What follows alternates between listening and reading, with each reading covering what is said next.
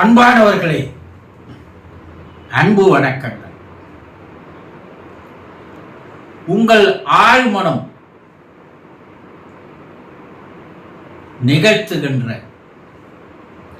செய்கின்ற அதிசயங்கள் தெரியுமா? நம்ம உடம்புல பார்க்க முடியாத ஒரு உறுப்பு, ஒரு அங்கம் மனம்தான். உங்க உடம்புல உங்களுடைய மனம் எங்க இருக்குது, அது எப்படி இருக்கும், அதனுடைய உருவ அமைப்பு என்ன, இதெல்லாம் உங்களுக்கு தெரியுமா? இல்ல தெரிஞ்சுக்கணும்னு எப்பனா ஆசைப்பட்டு இருக்கீங்களா? இல்ல ஆர்வம் தான் காட்டியிருக்கீங்களா? இல்ல அக்கறை தான் எடுத்துக்கொண்டு இருக்கிறீர்களா? கிடையாது. ஆனா உங்களுடைய ஆழ்மனம் இருக்குது பாரு, அது ஒரு அதிசயமானது, ஒரு விசித்திரமானது, ஒரு வினோதமானது, ஒரு வியப்பூட்டக்கூடியது, மகத்தானது, மதிப்பு மிக்கது.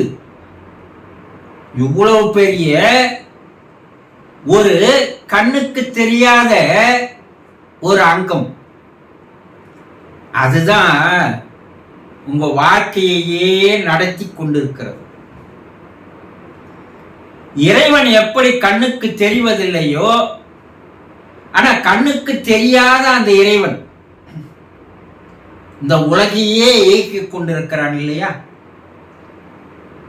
அதுபோல உங்கள் உடலில் இருக்கின்ற உங்களுடைய மனம் உங்க கண்ணுக்கு தெரியாது.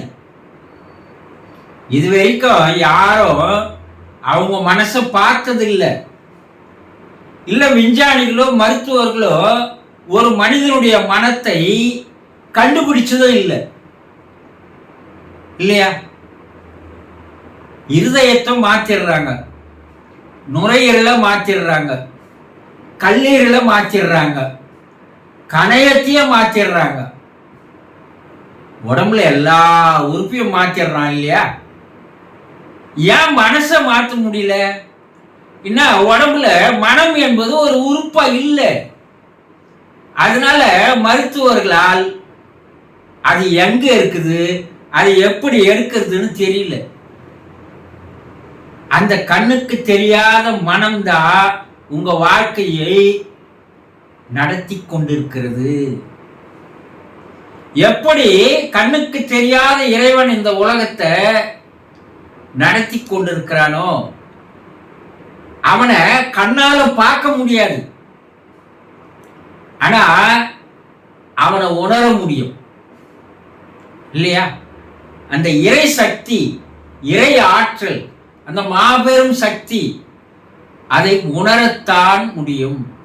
கண்ணால பார்க்க முடியாது. யாருன்னா நான் இறைவனை பார்த்தேன், நான் பேசினேன் அப்படின்னு சொன்னான்னா, அவனை மாதிரி ஒரு ஆகாய புலக, அண்ட புலக இந்த உலகில வேற யாருமே இல்லை. அத நம்புறான் பார் பல பேரு. அவனை கூட அடிமுட்டாளுங்க இந்த உலகத்தில் கிடையாது இல்லையா?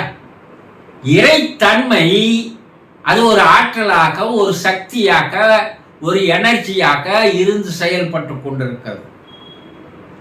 காற்றை கண்ணால பார்க்க முடியுமா? முடியாது.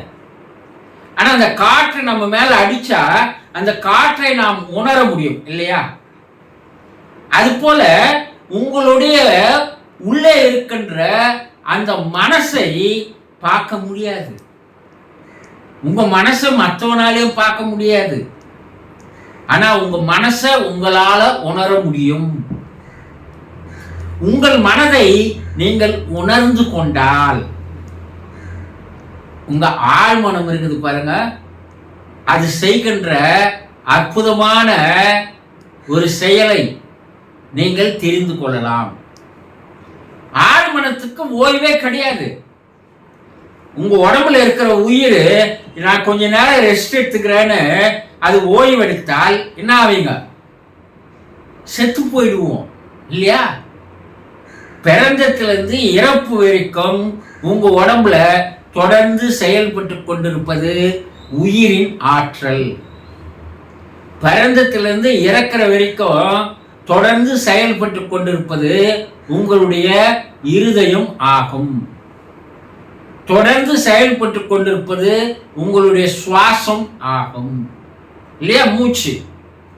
இதெல்லாம் ஒரு நிமிஷம் ரெஸ்ட் எடுக்கிறேன்னா என்ன ஆகும்? செத்து போயிடுவோம். அது போல இந்த ஆழ்மனம் இருக்குது பாருங்க, அதற்கு ஓய்வு என்பதே கிடையாது. அது ரெஸ்ட் எடுப்பதே இல்லை. அது எந்த நேரமும் வேலை செய்து கொண்டிருக்கிறது. அந்த ஆழ்மனம் தான் உங்களுடைய உள் உறுப்புகளையும் இயக்கிக் கொண்டிருக்கிறது. இந்த ஆழ்மனம் பிரபஞ்ச மனத்தோடு நெருங்கிய தொடர்பு இருக்கிறது, உறவு இருக்கிறது. ஒண்ணு இல்ல, உங்களுக்கு புரியுற வரையில உங்களுடைய மனம் இறை சக்தியோடு, இறைவனோடு, கடவுளோடு, தெய்வத்தோடு, ஆண்டவனோடு, பரம்பொருளோடு, பரமபிதாவோடு, பரம சிவனோடு நெருங்கிய உறவு, இணைப்பு இருந்து கொண்டிருக்கிறது. அப்ப உங்களுடைய ஆழ்மனம் இந்த இறை சக்தியோடு நெருங்கிய தொடர் இருப்பதால் இந்த ஆழ்மனத்திற்கு நீங்கள் சரியாக ஒரு தொடர்பை நீங்கள் வைத்துக் கொண்டால், அந்த ஆழ்மனம் இறைவனோடு தொடர்பு கொள்ளும் போது இறை சக்தியானது ஆழ்மனத்தின் மூலமாக உங்களுக்குள் வருகிறது. எவ்வளவு ஒரு எளிமையான வழி பாருங்க. இறைவனை தேடிக்கிட்டு நீ எங்கேயும் போக தேவையில்லை, அங்கங்க ஓடி ஓடி அலைய தேவையில்லை. உங்ககிட்டயே அந்த இறை சக்தியை தொடர்பு கொள்ளுகின்ற ஒரு அற்புதமான ஒரு அங்கம் உங்கள் ஆழ்மனம் இருக்கிறது. உங்கள் ஆழ்மனம் இறைவனுக்கும் உங்களுக்கும் ஒரு தூதுவனாக, ஒரு நண்பனாக, ஒரு இடை தரகனாக, இணைத்து வைக்கின்ற ஒரு மனிதனாக செயல்படுகிறது. அந்த ஆழ்மனம் நினைத்தால் பல அற்புதங்களை உங்களுக்கு செய்து காட்டுகிறது. நீங்க தெரிஞ்சுக்க வேண்டியது என்னன்னா, உங்களுடைய ஆழ்மனம் எப்படிப்பட்டது, அதனுடைய ஆற்றல் என்ன, அதனுடைய செயல் என்ன, அதை எப்படி நாம் உறவு கொள்வது, அதோடு எப்படி நாம் சேருவது, இந்த எளிமையான ஒரு வழியை நீங்கள் புரிந்து கொண்டால் இறைவனுக்கும் உங்களுக்கும் தொடர்பு ஏற்பட்டு விடுகிறது. அப்ப என்ன, நீங்கள் எதை நினைக்கிறீர்களோ அது நடக்கிறது. நீங்கள் எதை கேட்கிறீர்களோ அதை இறைவன் தருகிறான். இததான் சூசகமா சொன்னாங்க, தட்டுங்கள் திறக்கப்படும், கேளுங்கள் தரப்படும். சொன்னா இல்லையா? இந்த வார்த்தையினுடைய அர்த்தம் என்னன்னா, உங்களுடைய ஆழ்மனத்தை நீங்கள் ஒரு நெருங்கிய நண்பனாக மாற்றிக்கொள்ள வேண்டும். உங்களுக்கும் ஆழ்மனத்துக்கும் ஒரு நெருங்கிய உறவு, இணைப்பு இருந்துவிட்டால் அந்த ஆழ்மனம் நீங்கள் எதை கேட்கிறதோ அந்த ஆழ்மனம் இறைவனோடு உங்களை இணைத்து விடுகிறது.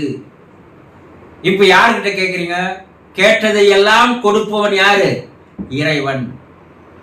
இப்ப ஏன் அது எதையும் நீங்க கேட்கறது கொடுக்கல? கோயில் கோயிலா போறோம், பரிகாரங்கள் பண்றோம், எல்லாம் செய்யறோம். எத்தனை கோயில்களுக்கு போயிட்டோம், எத்தனை ஆலயங்களுக்கு போயிட்டோம், எவ்வளவு பரிகாரம் பண்ணிட்டோம். ஒரு கடவுள் இல்ல, 100 கடவுளை கும்பிட்டுட்டோம்.